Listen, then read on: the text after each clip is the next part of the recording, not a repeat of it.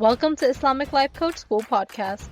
Apply tools that you learn in this podcast and your life will be unrecognizably successful. Now your host, Dr. Kamal Akhtar. Hello everyone. Peace and blessings be upon all of you. Let me start with a story because it sets up the stage for the topic I want to discuss. Not so long ago, my daughter started experiencing significant redness in her eyes. She started complaining of pain and discomfort and difficulty focusing on objects. At that point, there were many possibilities that went through my head, including the ones that made me really scared. I felt like this shouldn't be happening. Her dad and older brother have both worn glasses from a young age. So I said to myself, well, there she goes, not a surprise. She's most likely going to need corrective glasses as well. But I'd never pictured my young girl wearing glasses. On top of that, my brain offered me worse outcomes, as our brain often does as a mother. It was upsetting to me thinking about all of the horrible possibilities that could potentially cause this. My brain was in hyperdrive, thinking of the worst case scenario. What I didn't realize was that I wasn't giving myself permission to feel the uncomfortable emotion of fear. Fear that she would have to wear glasses, or worse, that something horrible was going on. I mean, as humans, our brains go to the worst case scenario anyways, but as mothers, we're particularly good at that. With training, it gets better though. A lot better. So after a few days of the same complaints while I was waiting to see an eye doctor, I tried different things, like sleeping more, avoiding screens. Eventually, it turned out it was nothing wrong. Her eyesight was not affected and she did not need corrective glasses. Alhamdulillah. Relieved, but also confused because even after several days, she was still complaining of the same thing. Then something magical happened. I gave myself permission to be uncomfortable. I made space for it, allowed it, and held it with curiosity. Not long after that, I realized there are a lot of possibilities, including the aha moment when I realized that even though I had eliminated screen time from home, she was still getting screen time in school, which was out of my control. Unregulated screen time, I've been told, is the most common cause of these symptoms because of dryness. Screen time decreases the blinking reflex, which directly causes eyes to be dry. After that, I was quick to decide to give her blue light glasses every time she's in front of the screen, for whatever reason, learning or entertainment, and I got her lubricant eye drops. With these types of measures in place, we were able to solve the problem quicker than I had expected, alhamdulillah. The point I'm trying to make with this story is that the longer you don't allow the discomfort, the longer you will delay finding the answer. So today's podcast is all about permission to feel. Well, now my children are using blue light glasses whenever they're in front of the screen. It's almost reflexive to them. Now it's become a habit. But again, I could not have come up with this solution because I was spinning in fear. Once I gave myself permission to feel the fear, I realized it was coming from an inflated thought in my brain that something horrible was happening. The problem itself wasn't big. After that, I was able to actually show up as a mother, which is what most of us want. So today's topic, Permission to Feel, is heavily inspired by Dr. Mark Brackett's book, which is aptly titled Permission to Feel.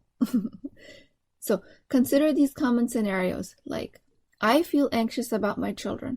I feel disappointed that it's raining when I had planned a picnic. I feel afraid for our future because I can't find work. Permission to feel means that you label what you're feeling and you experience the related sensations.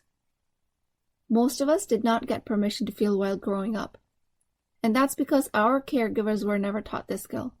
A client I once coached came in extremely agitated at her kids for leaving toys on the floor all the time. We discovered that all she was doing with these types of thoughts is that she was creating more frustration around her kids, and she hated feeling that way. While we talked through the session, we discovered that she came in blaming her kids for not listening, when really she was actually blaming herself for not being a good mother. Being mad at the kids for not picking up their toys, when the underlying belief was that she failed as a mother to teach them how to clean up after themselves. This was straining her relationship with her kids, and at this discovery, she started bawling, crying. It seemed to her that the conclusion she came to was the ultimate truth. Like I'm a bad mother is a provable reality of the world. Breaking news, you guys. I'm a bad mother is just another thought. And all I did was tell her that this belief also is optional. Great news is that we discovered that this is just a thought, all optional. She was creating frustration because she was not giving herself permission to feel defeated as a mother. So a lot of times we're avoiding this work because we're afraid we're going to unearth some horrible truth about ourselves, when in reality, that horrible truth is just another well-practiced thought, which we can totally decide not to think if we directed our mind. So imagine how liberating that is.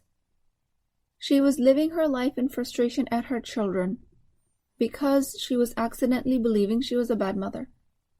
All optional, all discoverable thoughts.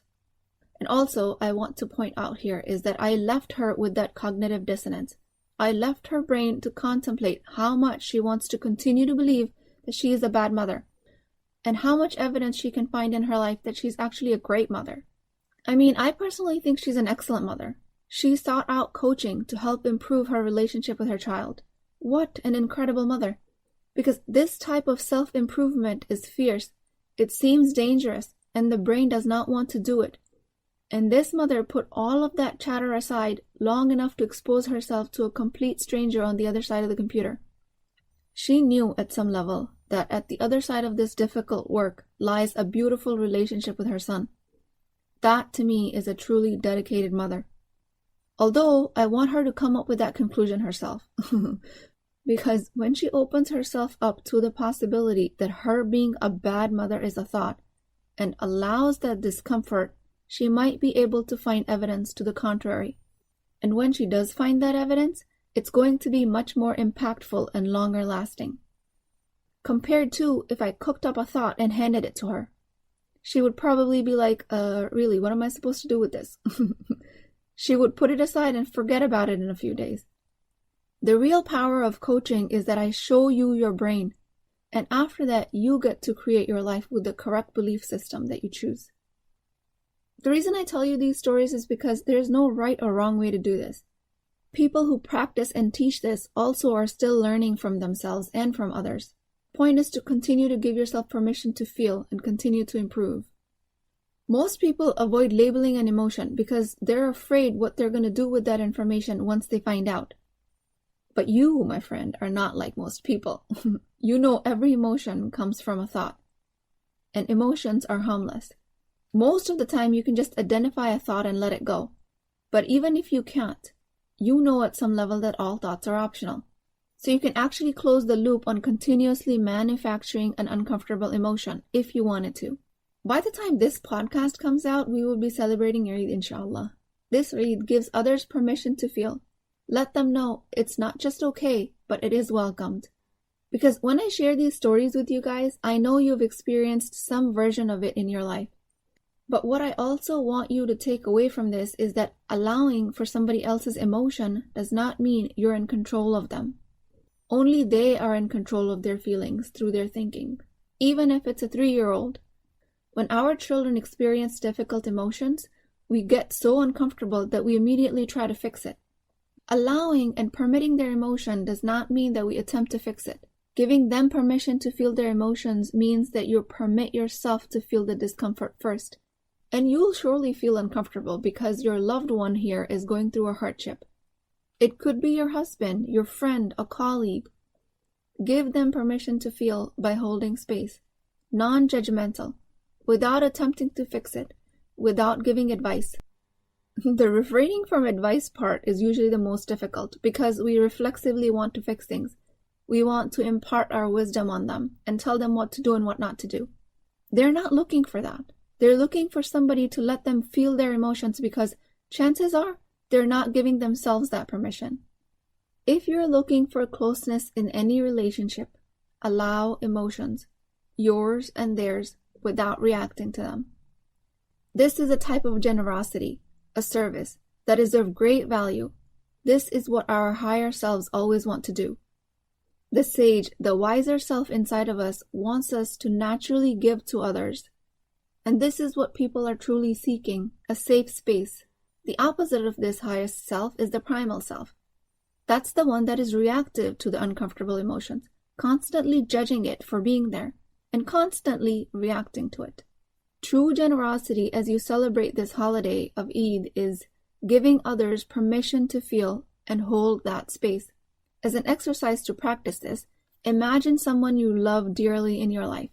Your husband, your children, your parents, a sibling, or if you can't think of anyone you're related to, imagine somebody that inspires you, a celebrity, a scholar, a historical figure, anyone you hold in high regard. Take that one person and imagine what it would look like to allow them to feel. That person might be your friend who says, "I am so upset that my husband is always staring at his screen, treating me like I don't even exist. You can see she's crying, she's hurt. You want to fix this for her. Seeing her like this makes you uncomfortable. Seeing her like this makes you sad. But what if instead you told her it's okay to be upset?" Or let's say your child comes home angry from school because the playground bully just won't leave him alone. Your mama bear self wants to march into the kid's mother's face and tell her what's up. But before you did that, what if you told your son it's okay to be angry? Apply this to adult male figures in your life. Try and hold space for them that they become kind of confused. Men are usually not taught to deal with their emotions. Through cultural conditioning, they usually only express anger or rage or something that is a high energy emotion because it involves a lot of outward action. And that is pretty common. And I know there are men that are exception to this rule, but very commonly women are having to deal with an outburst in men. What would it look like if you just gave him permission to feel that? Chances are it will dissipate like harmless energy. Imagine the power of making space for such uncomfortable emotions. You're teaching these people the art of living a human life. Wow. Point of this exercise is when you imagine yourself in these scenarios ahead of time, you're building mental muscles that you can then use in real case scenarios. So you're welcome to do this exercise in your imagination as frequently as you'd like. We've talked about this in my previous podcast, and we know from life in general that generosity benefits us first.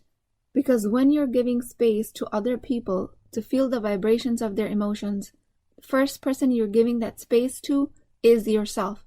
Because you have to be okay with your discomfort so you don't react to the situation. This is the skill that our parents never taught us. Ethan Cross at the University of Michigan and Jason Mazar at Michigan State University study how brains respond to self-talk. They say try to address yourself in a third person rather than the first. This way, they found more emotional response and higher brain activity when people were talking to themselves as a third person, meaning they related to themselves as they related to others. This is a way to be more empathic towards yourself, because often as women, we find it easier to be in service of others. We find it easier to show up for others and hold safe space for them, but we find it hard to do it for ourselves. Why does this happen, you think? Mostly because it's easier for us to imagine that we're holding space for someone else's emotions out of generosity, empathy, and kindness. And because we love them, we want to do it for them. Partly, it might be because as girls, we are programmed from a young age that our worth comes from serving others. So in this case, we use that pre-programming to our advantage. This is a little biohack for you. This is why I asked you to do this third-person exercise with a loved one. Even if you're just imagining it, it rewires your brain to be in acceptance of your own emotions. This will eventually lead to a higher relationship satisfaction. Super cool trick if you ask me. Do this over and over again for this rewiring to happen. In the book, Dr. Brackett also says we need to be emotional scientists, checking with ourselves from time to time to see how we're feeling, to recognize our emotions, and not to judge ourselves for having them. For a lot of us, the sentences would sound like, why did I wake up anxious again? Why do I keep getting upset at this? Are you anxious? Are you upset? Then why question it? If that's the reality, then questioning the reality will only leave you more confused, not less. There is nothing either good or bad, but thinking makes it so. Hamlet. Unconditional support comes from permission to feel and not from thinking something has gone wrong. If you're anxious about your anxiety or upset about your upset, now you've doubled the problem. Giving other permissions to feel around you will teach you permission to feel your own feelings. Label an emotion and leave it there. When we focus on serving our children and protecting them from a place of clear-headed, fierce force of love, then we do not have anxieties about ourselves, and we do not have fears about losing them. Fear of losing them will make you lose the moment you have with them now. Give space for them to be sad and broken. Resist the temptation to pick up the pieces and put them back together. If you have a strong empathizing power, then chances are you're able to feel other people's emotions better than you're able to do that for yourself. But turn that power inwards and empathize with yourself. If you feel sad and broken, let it be. That is an extraordinary gift of service. And contrary to popular belief, this approach actually shortens the time you live in the negative emotion. Once you've given an open invitation for any emotion to be present, you will see that it will dissipate a lot quicker, compared to if you constantly judged it for being there, if you constantly wished it wasn't there. If you constantly suppress it, it will resurface stronger. It will keep bouncing back and dictate your life. If you keep pushing it down, it will come out sideways. When you judge your emotion, thinking that something's gone wrong, you've activated your primal fear-based brain. When you've accepted the emotion for what it is, you've switched to the effortless, clear-headed, serene, and content higher brain. That is the voice of your soul. And also, don't forget to give yourself permission to feel the best of emotions. Allow yourself excitement, pleasure, allow happiness, joy. How many times do we ruin an experience because we're uncomfortable with how much attention we're going to get, or how much happiness we're actually feeling? It all seems so unfamiliar.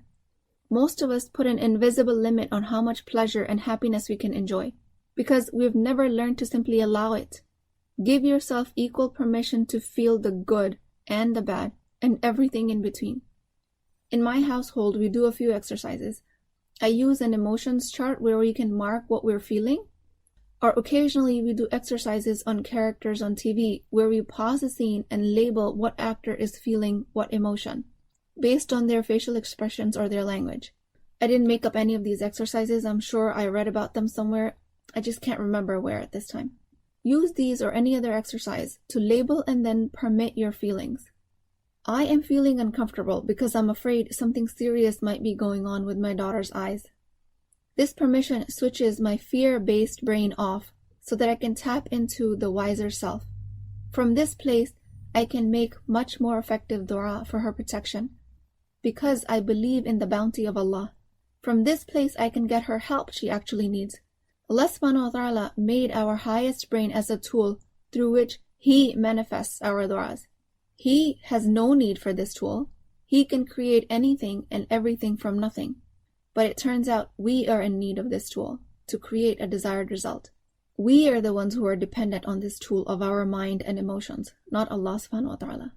With that, I pray to Allah that He gives us wisdom to permit our emotions, that He helps us understand the complex nature of a human being, so we can then use it to serve our purposes, to serve Him with prayers and obedience, rather than living a life of fear and judgment of our own reality.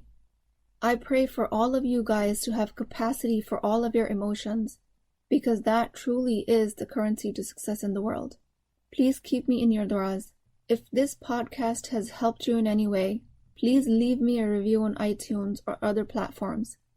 I will talk to you guys next time. If you're interested in getting coached by me, I'm offering a very affordable opportunity to do that with Wisdom Wednesdays. This is not a course, not a lecture. This is an opportunity for live coaching, real change with Islamic adab and etiquette. You do not need more information. You actually need a space to create change. At $19.99 a month, which is the price of takeout dinner, you as a Muslim woman will create confidence, intimacy, and connection without shame or fear of judgment, because your privacy is my highest priority. So join at www.islamiclifecoachschool.com, resources, Wisdom Wednesdays. I'll see you inside, inshallah.